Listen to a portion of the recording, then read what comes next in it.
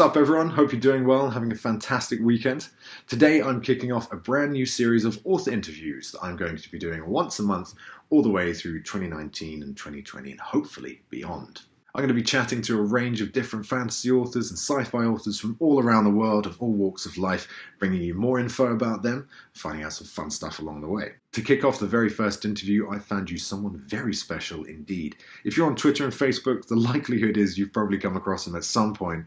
Otherwise, you will know him as the author behind the Paternus trilogy. It is the infamous, the entertaining, the no-pants-wearing Dyrk Ashton. Thanks, man. Thanks for having me here. My pleasure. Well, thank you for joining me. It's great. I haven't seen you in a couple of months since the last con we went to. It's awesome to see you live from your writing cave. Yes, this is the cave. Yes. Is this where the magic happens? Yep. Well, something happens. I don't know about magic. Well, it seems to be going excellent for you. So, why don't you tell us a bit about yourself and who is this mysterious Dyrk Ashton and what does he write for the people that don't know? Good question. I got into writing late. I was a filmmaker for a long time. I got my my undergrad and my grad degree in filmmaking and worked in the business for a long time and ended up producing and production managing like commercials and low budget features and had our own production company for a while. And then I moved out to Los Angeles where I wrote a lot of screenplays and never really sold any.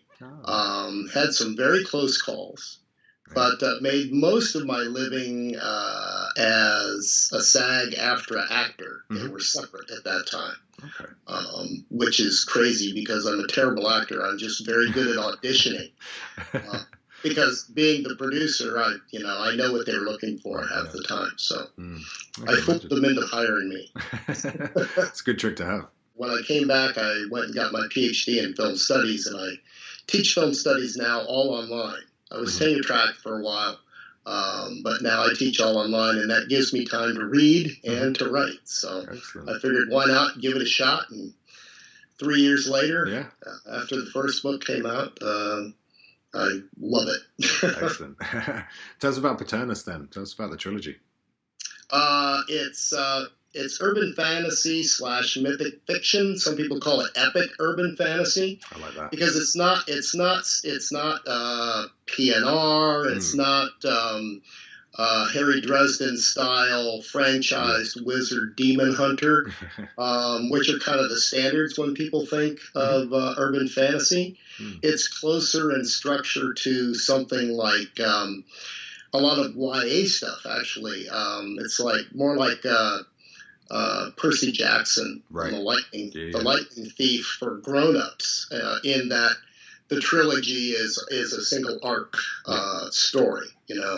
Discovery of this other world on this earth, but and these other powers, and then battling against whatever is coming. Right. Yeah, I can see where the epic comes in a full arc over the trilogy, as opposed to more of a franchise episode by episode that most urban fantasy is.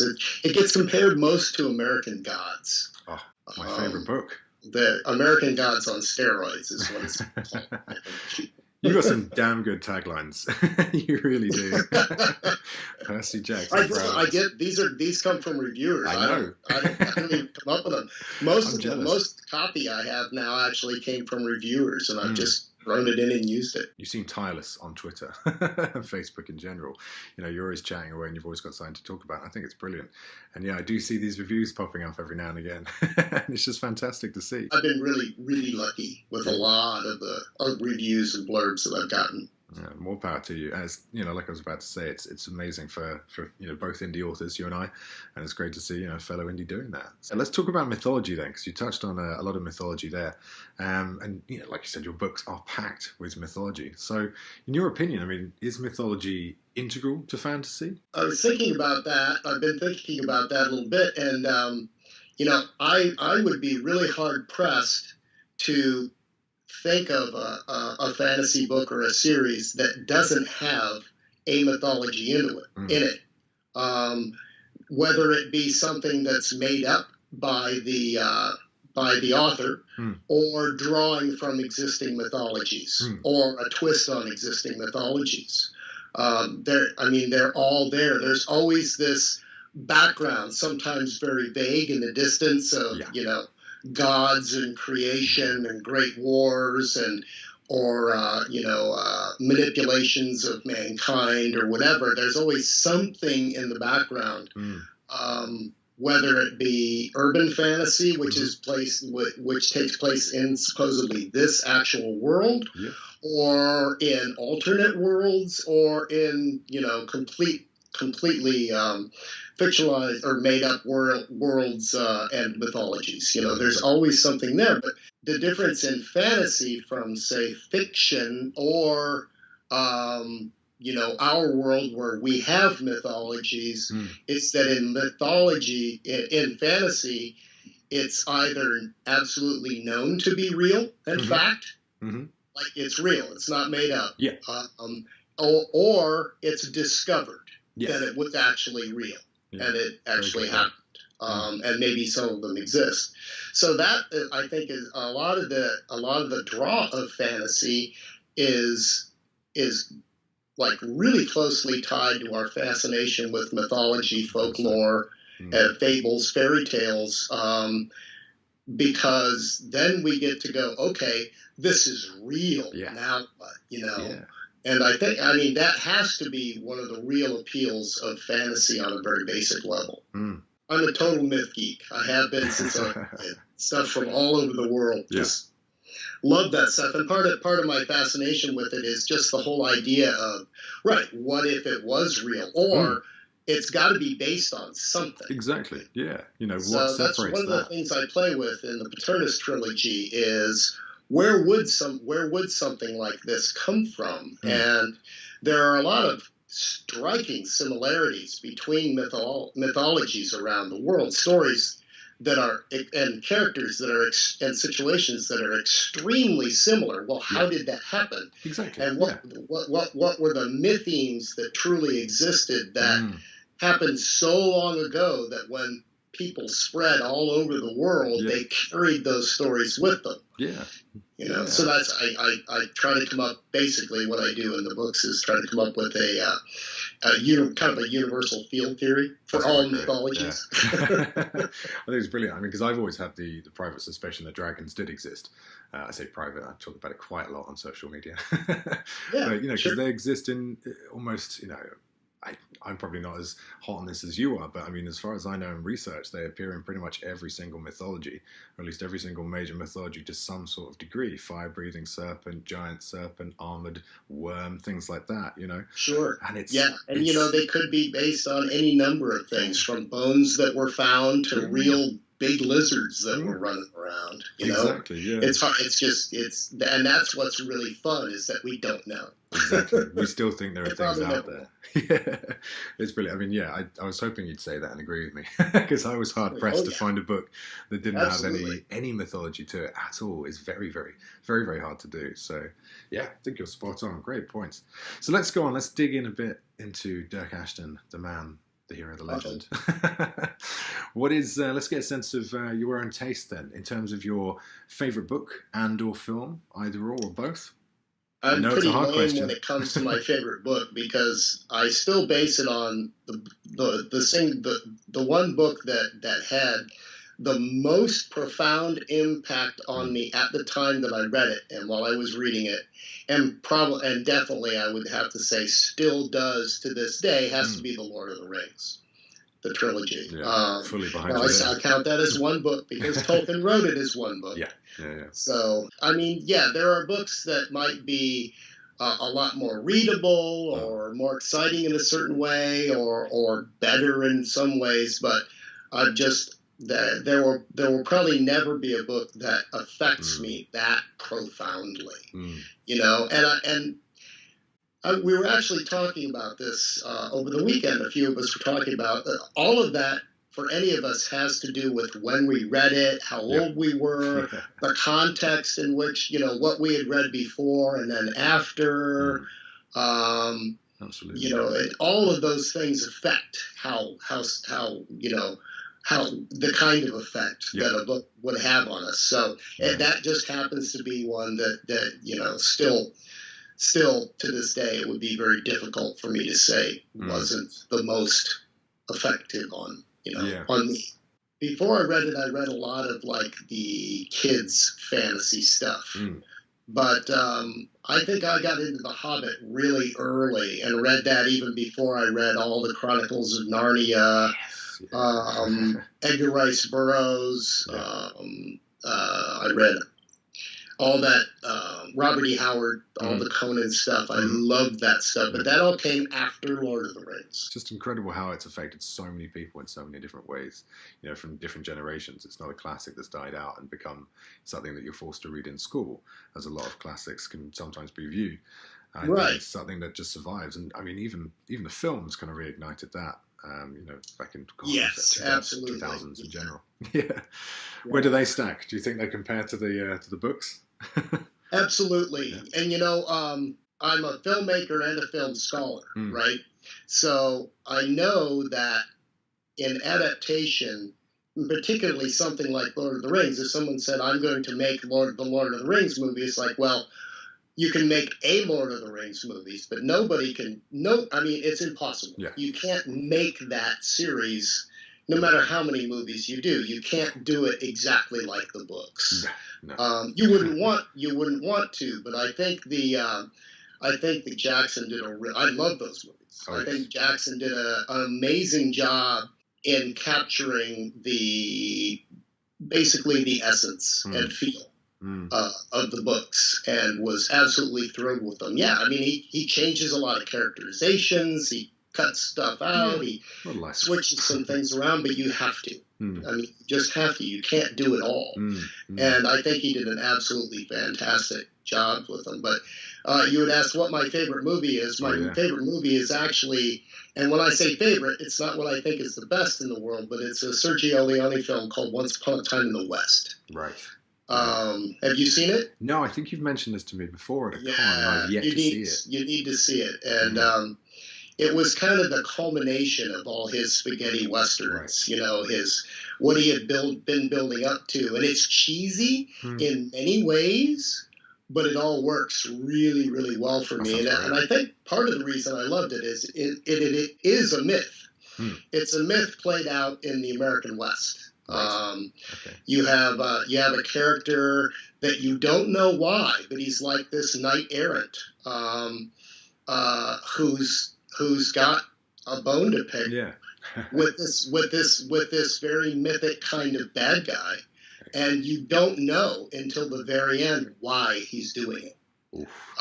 So it's plus, there's even like, so there are a lot of parallels with myths you can put in there. There's almost like a Loki character.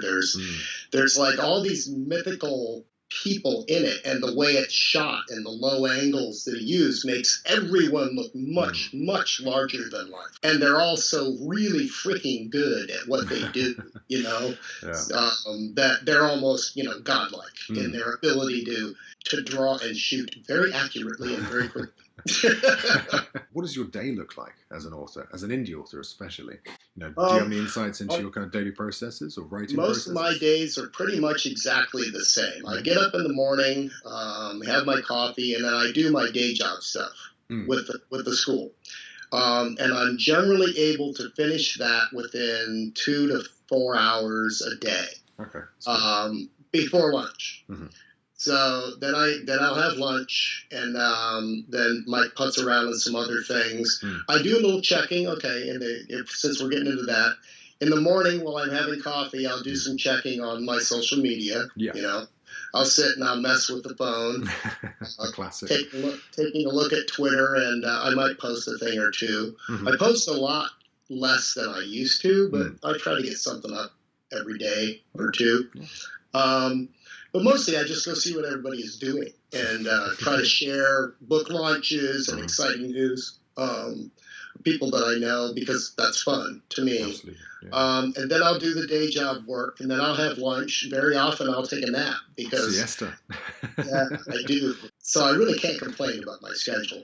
I'll take a nap, and then because I usually only get between 6 and 7 hours of sleep at night, and I need 8. I'm just one of those people. So I catch that extra hour after lunch, and then I'll get up, grab more coffee, and then I'll write. Yeah. Then I'll write for a few hours. Mm. Sometimes I'll have something I have to do in the evenings. Mm. Sometimes I'll write from 2 or 3 until 8 o'clock at night. Sometimes I have to quit at 4. Yeah. But that's, and then at night, I'll eat dinner after I'm done writing, whether it be at 7 or 8 or whenever, 6.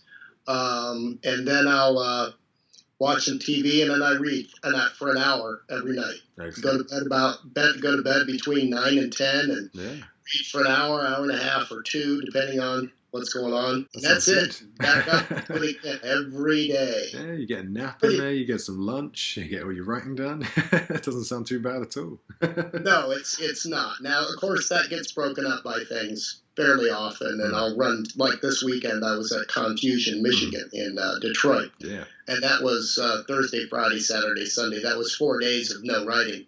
I'm one of those people that for a long time I would take my laptop thinking I was going to get some writing done. Never, ever happens. It's too much socializing to be done. The great thing about my job is I can do it from anywhere, since it's all online.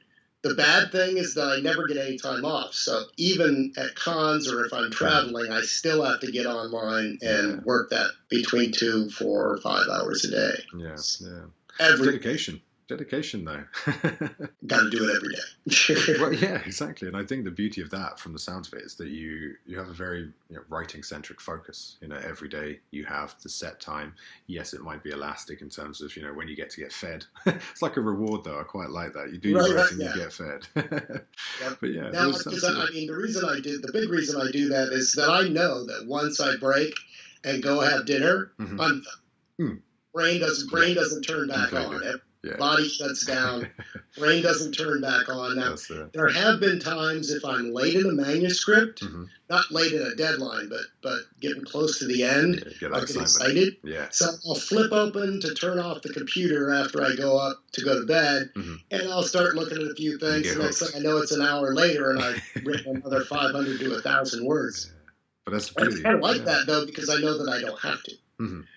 Yeah, it's like a treat almost. You're treating yourself with a bit of productivity. Yeah, it's great. And that might kill my reading time, but that's okay. Even if you don't have a deadline, like you said, if you're that excited about a certain scene and you have a habit of reading, it's do I write or do I read? And I think it's very, very important to try and keep or maintain a mix of both. Because it is for me. It's part of your craft, isn't it? Reading other source material or researching or non-fiction, fiction, reading, your fellow authors. I think it's definitely a part of improving your craft.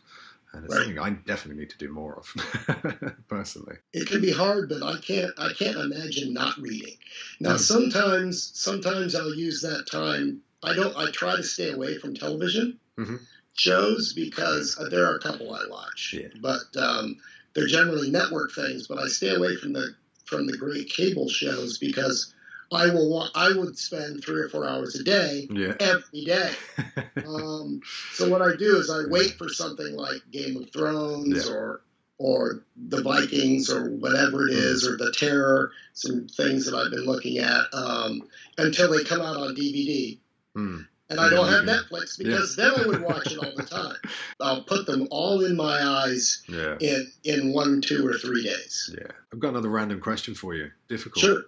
If Elon Musk, good old Elon, called you tomorrow and said, Dyrk, I want you on my mission to Mars, and your prize would be being the first person to write a book on Mars, would you go? I'd have a lot of questions before I said yes. Yeah. Like, what is this facility going to be like where I'm going to have to sit and write this book for a month or 2 or 3? Who knows? Yeah. So, but if it was nice, I probably would. If you knew you could come back alive, it's always a good chance as well. That would be nice. Yeah. Yes. So let's go back to you as an author then. Why do you write? What is it that drives you as a writer to tell your stories? I've always been a storyteller. Usually, making shit up as a kid, just. But I used to write a lot of short stories as a kid. I loved stories as a kid, and I'd always like, I want to do this. Yeah. But I never got a chance to do it until about 5 years ago, 6 years ago, 7. It took me 3.5 years to write the first book. Right. Yeah. Okay. But I really enjoy the process. Mm. Now there are days, as you well know, when writing is just work and it's hard, and you think that everything you're doing sucks. Yeah. We have But those but the more I do it, the more I realize that even if I think this sucks, there will be something salvageable. Yeah. And something learned. So I just power through it. And I find the best thing for me to do when that happens is just write faster. Because it's not going to get any better from me slowing down and whining about it. Exactly. Yeah. It's almost like you put your blinkers on and keep going. If I'm in that mood, if I'm in that headspace. But I write because I love to write. I mean, it's just fun. Yeah. Best job in the world. I'm not a kid anymore. I'm too old to just do something that I hate. So I love everything about it. The whole community. Yeah. People like you, just great friends that I've made just through this stuff. And I have yet to meet somebody that I really liked online and found out that they had fooled me. It hasn't happened. When I went to, especially, I had known, like Laura Hughes and Jeff Matthews and Tio Monroe and J.P. Ashman and all these guys, and Kareem Mahfouz. I had known these guys for years online. And when I finally got to meet them, BristolCon a couple of years ago, it really was like I had met them before. Yeah, it's crazy. Like I had known them for a long time. It's fantastic what can be achieved and like the relationships that you can build via social media. I've had a very similar experience. I mean, you and I only met last year in August, I think, for the first time, and it was instant friendship because we've had 2-3 years of just mucking about online basically and pissing about. Yeah, it was awesome. Yeah, it was so much fun. Got to meet. That was the first time I had met anybody in that group. True, yeah. Actually, I had not met any of those folks, any of you folks in that group before that. That was great times then, That was really fun. Yeah. Because I remember you had just moved to Canada. Yes. When I went over to Bristol. Yeah, just literally done that. I think, was it Kareem who we FaceTimed me and Apple called you or whatever the hell that is. That's it, yeah. We had to end up having to go outside and he had to hold the phone up real high. Yeah, and I just saw kind of like a blurry Dyrk Ashton somewhere in the shadows. It was great fun. Another random question for you. If you could share a takeaway with anyone from history, ancient to recent, author, scientist, whatever you like, who would it be and what would you order? Oh, wow. I think it would have to be Tolkien. Do you reckon, is he a pizza man? Is he a curry? And I think I would order a really good Chicago deep dish pizza just to see what he thinks. I would be terrified to meet the man because I might have, he might be intolerable. It's really, really hard to tell, but it'd be worth the risk. Exactly. They say never meet your heroes, but maybe eating with your heroes is better. Who knows? Yeah. Just to look in the eyes of the mind that came up with that, right? Yeah. When nobody was really doing that sort of thing. Absolutely. I mean, we can all agree he's an absolute pioneer. Just be quite fun to see what he does with a 12-inch deep dish while he's trying to talk about it. Cram it. All refinement and all that stuff, Cheese coming out of his mouth while he's talking about analogies and Mordor.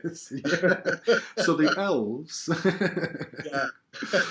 Oh, that would be brilliant. So, getting into the last couple of questions then. Obviously, being an indie author in this day and age, very exciting. We've already talked about the community being a very energetic and supportive place. What's the best part of being an author, a self-published indie author, or even just a fantasy author?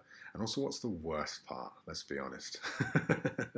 Best part and worst part. The most exciting thing, I mean, it's just the feeling when you look at a finished manuscript printed out is just unbelievable. I mean, and only people that have done it can really understand that. Looking through it going, oh my God, I wrote this. Yeah, these are my words. And then when you get that first paperback or copy and hold it in your hand and look at the front matter and the back matter and flip through and go, yeah, I did that. And a lot of people will hopefully read it. Now, at this point, I can say with book 3, a lot of people will read it. Now, it's By a lot, I mean a hell of a lot more than I expected from the first one. I really didn't expect anyone to read it, let alone like the first one, because I read it just for me. Really? And was terrified with the second one, but that people are going. I wrote this, and people that I don't know all over the world are going to actually read it. Yeah, and I'm looking forward to it. It's really, really strange. The worst part is doing it. You're doing it all by yourself, and the self-doubt that can come. Oh yes. When you're working for me. Because there are those moments of sheer terror, that where you're like, I don't know, and it's worse. It's not like this isn't working, right? Because if it was this isn't working, I know it isn't working, and I'm going to fix it. It's not knowing if it's working or not. Yeah. It's that vague. Oh my God, I just don't know. Yeah, what do I turn off? What do I not do? What do I do? And here I am writing day after day after day, putting these words down, not knowing if this is working at all. Yeah, that's it. Now, usually I'm just plain wrong, and a lot of things are working, but that's what beta readers are for, right? And I can't bring myself to put books out, and I don't write fast enough to put books out quickly. I can't do 2, 3, 5 books a year. I just am not built that way. Is all. It's not your style. Yeah. So I give myself a lot of time to get notes back from beta readers, and they'll tell me if things are working or not. Yeah. So that helps a lot. Feedback is important to get other perspectives. I mean, you say no man is an island, but I think when you're writing a book, an author does become an island. And very nice. Is that why you have an afternoon nap as well? Do you hang upside down? Just Exactly. I like it. But yeah, I think it's important to have that feedback, because you can't get out of your head. It's like just writing on your own writing cave. It's very difficult to imagine other people's opinions of it and step back and look at it objectively. So having those basic, you've written a lot, and you've written a lot of books. But I found that a lot of that even folks like you that have written 5 times as many books as I have or more. Actually, you've written more than 5 times as many. Because I've written 2, Ben. Man. Yeah, see? I can't argue with the math. Yeah, fair. It's comforting to know that you guys who have written a lot of books still go through the same words. Doing it yesterday, I literally, in fact, this morning I was doing it, just sat there trying to write and figure out what the hell does this character want? Why am I doing this? And then, the self-doubt starts to come, and it's strange. You get more used to it. It doesn't go away. But it's also, I feel I almost appreciate it, because I sit back and go, right, there's something here. Whether I'm telling myself lies, I still need to sit here for 2 minutes and just think about it. And then sometimes I'll either just go, right, that's fine, or I think about it and I come up with a better solution or a slightly different way of doing it, which makes something else easier in the next paragraph. So I think it's important. Yeah, it's almost embracing the demon. Yeah, a little bit. Yeah. Cool stuff. I'm a heavy outliner, but things change constantly. And they usually it gets to the point where I need to go back and re-outline. Yes. Whatever is coming up, and then make some notes on some changes that'll have to be made earlier in the book. Yeah. But that helps me a lot. I can't pants completely or entirely. That makes me anxious as hell. I think they're great examples, of both the best and the worst, especially the Lion King moment, as I like to call it, when you get the book in the mail. And you have that moment. Yep. I think it's... Then you throw it. Yeah. Out into the crowd. That's it. Yeah. Out into the public. I always end up having to spend maybe a month before release and a month or 2 after concentrating just on marketing and business stuff. Yeah. There's usually a 3-month period there where I don't get any writing done. Yeah, it's very strange. But I'll see a lot of authors, even authors who have written 15 books, sit down after a hiatus like that, Hmm. and then go, shit, I don't remember how to do this. What do I do now? Yeah. Yeah, what am I doing? How do you write a book? Exactly. Yeah. It's always one of those skills you never know if you have until you actually do it. What's next? Dare I ask what's next after Paternus, or obviously, what's next for the trilogy itself? There are a couple of ideas floating around. The main one, though, don't hold me to this, because who knows what could happen. Worldwide exclusive right here. But I'm looking at writing a series of more standardish urban fantasy with a main character who kind of goes, more of the franchise glowy hand wizard demon hunter style. Yeah. But within the world of Paternus, taking place 20 years earlier. Wow. Okay. Cool. So a series. Now they could be read as standalones, or they could be read before or after the Paternus trilogy. Yeah. Wow. But cool. So the main character is not one who is a character in a recurring character in the trilogy. Yeah. He's somebody else, but he's related. Because they're all related. Yeah. And we really don't know who he is until toward the end. And the working title is Tales of the Wretched Knight. Ooh, good title. And nobody knows his name, but they call him Rival. Those who know of him call him Rival. So the books would be called things like Rival of Ghosts, Rival of Dragons, Rival of Wolves, Rival of Bats. Awesome. We're looking at 5 to 6 books, maybe more, if they sell well, where he has these adventures, and some of the characters that appear in the Paternus trilogy do show up in this. This sounds awesome. Sign me up. And it does tie together in a way. Yeah. But it can be read completely standalone, and they'd be quite a bit shorter. We're talking 80, 90,000 words for these, as opposed to the shortest book is book 1 of the trilogy is 136. Second one's 150 something.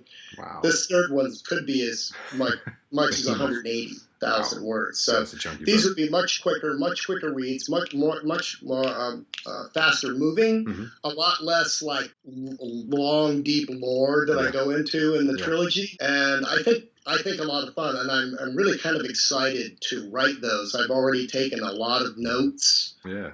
And the trick will be how to not make it spoilery for those. But I think the fun in that will be that I've already built that world. Yeah. Yeah. And I know it pretty well.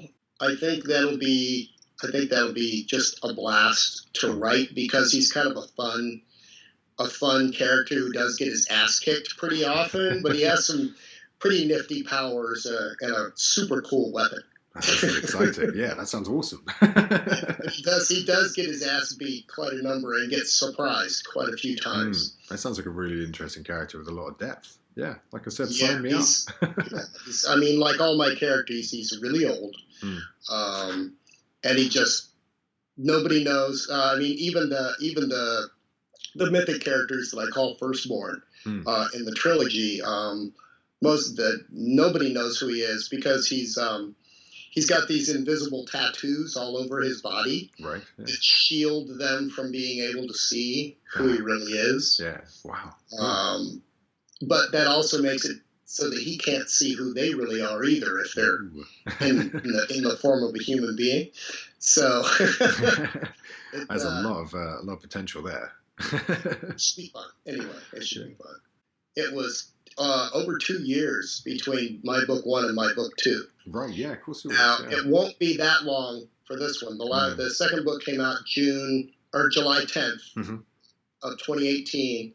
This one's coming out this late summer, early fall. So Excellent. You're getting It'll quicker. be a little over a year, but nothing like over 2 years. Yeah. Well, I think it's, as long as you're not stretching it to 3, 4, or 5, I think you're Or fine. 10 or 12. Or 10 or 12. Yeah. Cool. So if we want to keep up to date with obviously the launch of book 3 and this, exciting rival series that you've been talking about, where can we find you? Where do we come and stalk you on social media? Well, I mean, I'm blathering my own stuff, plus everybody else's, all over Twitter. It's at Undyrk, UNDYRK. Cool.